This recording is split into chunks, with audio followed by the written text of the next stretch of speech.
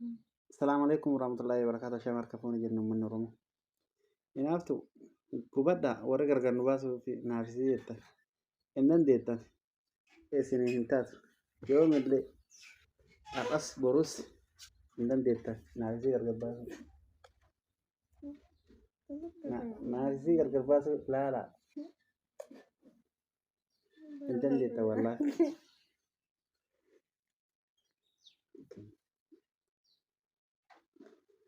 Yoo lubbuun jiraanne aga lubbuun jiru naafisii wallaahi gargar baasuu hin dandeettan.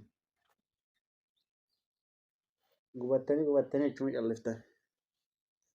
Hin gubatinaa.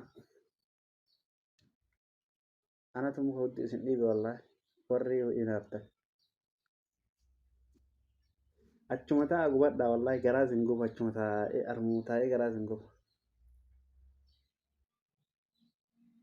Maal fiddanne? Yoo ka waa fiddanii fagoo waa fiddanii. Dadhabdanii amma hinaaftanii. Baay'ee biyya qaalii kana. Dhugumatti baay'ee nama qaanessa nama gaddisiisa jechuudha. Yeroon ammaa yeroon keenya kun baay'eetti nama gaddisiisa. Baay'ee haala safuu cabse keessa jirra jechuudha. Egaa viidiyoo kana ani of cinaa yoo godhee jechuudha argisiisuuf baay'ee tokko qaanii guddaan na qabe jechuudha. Harka fuudhe akkam jirtan jaalatamtoota hordoftoota kiyya. Baga nagaa fayyaa taatan akkuma argitan nagaa fayyaa kooti galata rabbii walitti deebineeti jirra. Egaa maal isiniin jechuun barbaada shamarran keenya dhugaa dubbachuus yeroo tokko baay'uma tokko keessa kiyyatti ofiitti qaanaa. Isinis immoo shamarran kaayyoof biyyaa baate kaayyoo kan qabnu warroota akkanaa kana irraa of eeggadhaa isiniin jechuu barbaade tanana. Keessattuu dhiira miidiyaa irratti isin baasee booddee akkanatti sobee jaalala fakkeessee jaalalli haadha manaa fi abbaa manaa manuma ofiititti addabaabaayii osoo hin ta'in manuma isaanii keessatti akka barbaadan ta'uu ni danda'u. Egaa kan immoo waan biraa waan addaa waan safuu cabseedha jechuudha. Kana qofaa miti wantoota hedduu deemsifamaa jira miidiyaa kanarratti. Garuu isinoo warroonni hojiirra jirru maal gochuu qabna? Maalirraa of eeguu qabna? Kan jedhu sammuu keenya keessatti dursinee yaaduu qabna jechuudha. Kana akkanaa kanatu gaafa sinsinniin kun dhume gaafa jaalalli kun dhume gaafa wanti hundi akka garaa isaa ta'uu didu ishii karaatti gatee kan deemu jechuudha. Daa'ima wajjin kan gatee deemu osoo ishiin garaatti baattuu kan biraa badee badu. Kan akkanaa kana miidiyaa irratti shamarran keenya qullaa baasee kan waraabu. Kan akkanaa kana shamarran keenya kan awwaarradu kan xiqqeessu. Warroota akkasii kana irraa dhiirri akkanaa jaalala siif hin qabu. Dhugaa yoo dubbanne jechuudha. Dhiirri akkanaa jaalala dhiisii homaa sammuun isaatu hin yaadu jechuudha. Jaalalli manaan tola. Jaalalli jaalala garuu immoo haala kanaan miidiyaarra wal baasanii waan addaa wal dhungachuu maal jechuu kunniin walitti rarra'uun kunniin maal barsiisudha nama maal barsiisuuf kun kan gadi ba'u yeroo baay'ee jechuudha. Kanaafuu kun jaalala dhugaa isinitti fakkaatin jechuudha. Jaalalli dhugaan isa kanaa miti jechuudha. Jaalalli dhugaan jireenya ofii keessatti yoo rakkata sifaana kan rakkatu yoo dheebotte kan sifaana waan hunda rakkoon kee rakkoo isaa kan taatu hunda kan sifaana qooddatu jechuudha. Inni akkanaa kun yeruma itti tole qofaa fi yeruma fedhii foon isaa bahachuuf karaa ishii deemu qofaadha kan ishii yaadatu jechuudha. Dhugaa dubbachuuf dhiirri akkanaa na jaalata jettanii gonkumallee hin shawwadaminaa jechuudha. Fakkeenya keeriyyaa yoo fudhattan jechuudha keeriyyaan yeroo duraa akka barbaaddetti isa wajjin jiraachaa turte jechuudha. Suudii keessatti gadi baatee nama tokko hin beektu, waa tokko hin beektu, isa faana jiraachuu eegalte. Garuu inni viidiyoo waraabaa ture jechuudha yeroo sanatti. Viidiyoo akkuma mucaa kanaatitti waraabaa suuras wajjin ka'aatii turan jechuudha. Gaafa mucaan uumamu gatee bade jechuudha. Akkuma argitan mucaanuu erga dhalatee ka'ee kiyyaa miti jedhee gatee bade jechuudha. Shamarran keenya baradhaa. Dhiironni keenyas dubartii keenyatti hin taphatina. Shamarran hin xiqqeessina. Haadha teeti miti abbaa kee ati haadha hin qabdu, obboleettii hin qabdu. Inni haadha keessaa bahee abbaa kee jalatti yoo guddatte ta'e abbaan kee gadi bahee fuuldura namaatitti haadha manaa isaa ofii isaa qullaa ciisaa akkanatti isaa dhungatu argitee beekta. Abbaa kee jalatti yoo guddatte ta'e abbaan kee haala kanaas hin guddisne. Tarii abbaa kee biratti hin guddanne ta'a. Warroota akkanaa kanatuyyuu maqaa dhiiratis maqaa shamarraniitis balleessaa jira jechuudha. Ilaa ishiin amma miidiyaa irratti dhufteetoo isa wajjiniin akkana taasisuun illee guyyaa wayii immoo in salphatti jechuudha. Akkuma har'aa akkuma warroota kaawwanii jechuudha. Egaa akkasiin isiniin jedha hordoftoota kiyya wantoota haasa'anillee nama wallaalchisa jechuudha. Safuun badee, aadaan badee, qaanii dhuga. Amma abbooliin keenya haawwoliin keenya osoo miidiyaa kana arganii maal jedhu? Yaa Rabbii bara akkamii keessa ijoollee teenya finni jedhu jechuudha. Bara akkamii keessa ijoolleen keenya dhalatan? Kuni barri safuu dhabame kuni maali? Barri keenya akkanan turre. Barri keenya bara gaarii ture. Barri keenya bara itti wal qaana'an ture.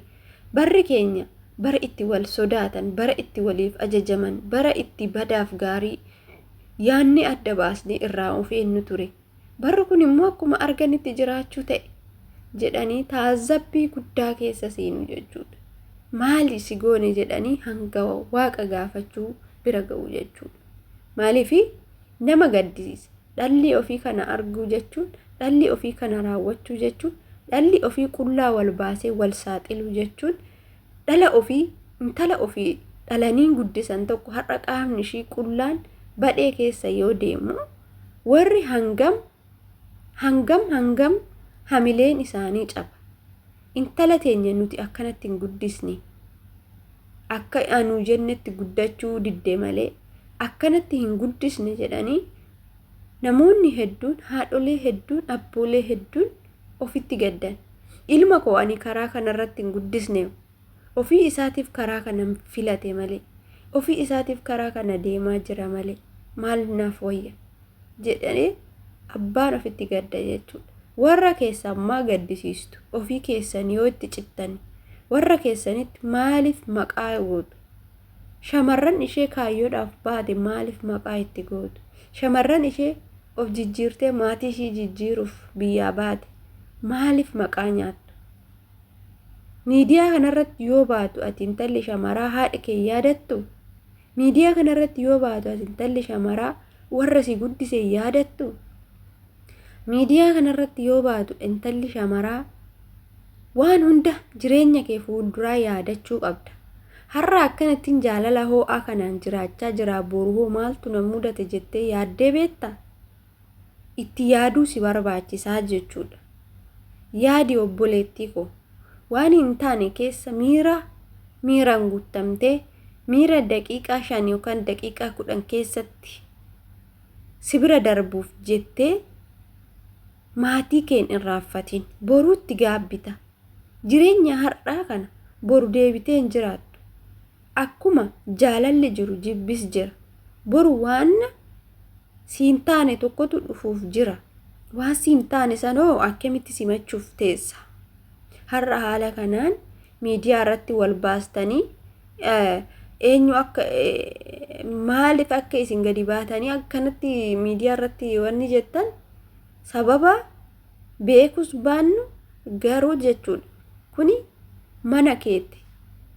Gaarradaa mana keeti gadi hin baasin obboleettii koo. Gaarradaa gaadaa keeti siree keeti eenyumtuu akkasiif argu hin barbaadin. jaalala abbaan manaa keessi jaalatu atii fi inni qofti beekuu qabda malee dirqama namni biraa si beekuu hin qabu. Kana beekuu sirra jiraata. Dirqama namni biraa naa baru naa bareeto tarii nattaa gammadu warri inaaf yaa inaaf hin jedhin. Dubartiin dhiira manatti qabdi, manatti qabadhu. Inni dhiiraatis naa dhaggeeffadhu.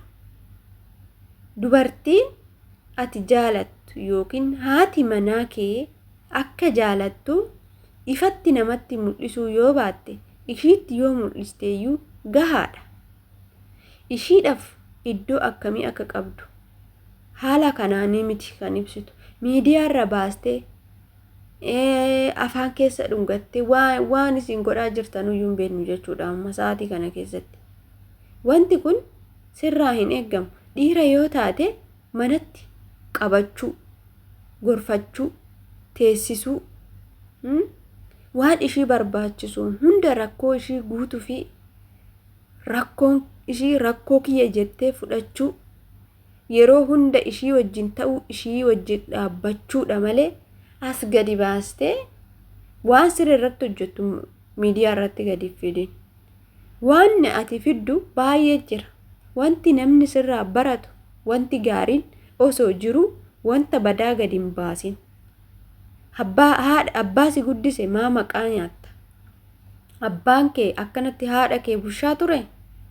Namni haa argu jedhee waan barbaade namoota fuulduratti abbaa manaa haadha manaa isaa wajjin haadha kee wajjin raawwachaa ture? Kan ammooyyuu maal keessa jirraa barri kunoo jenne bara namni gara horiitti jijjiirame jechuudha. Sammuun namaa bara bilooniin itti hiikkate keessa jirra. Rabbiin biloonii nun hiikin. Biloonii ilma namaa yaaduuf sammuu kenneef kana waan nurraa hin fudhatin. Nu akka itti yaadnu sammuu bal'aa nu kenne nuti itti fayyadamuu wallaalee malee. Baay'ee nama aarsa dhugaa dubbachuuf. Hordoftoota kiyya yoon balleesse dhiifama guddaa isiniin jecha wantoota akkanaa kana irraa of eeggadhaa. Wanti akkanaa immoo jaalala dhugaa miti, jaalala sobaati, jaalala hin barbaachisne, jaalala miiraan guutame malee jaalala isa dhugaa sanii miti. Kanaafuu dhiirota akkanaa dhiirota kaartoonii kanarraa of eeggadhaa. Shamarroonni keenya kaayyoo qabaadhaa. Isiniin jechuun jaaladhaa. Horaa bulaa. Yoon balleesse immoo dhiifama.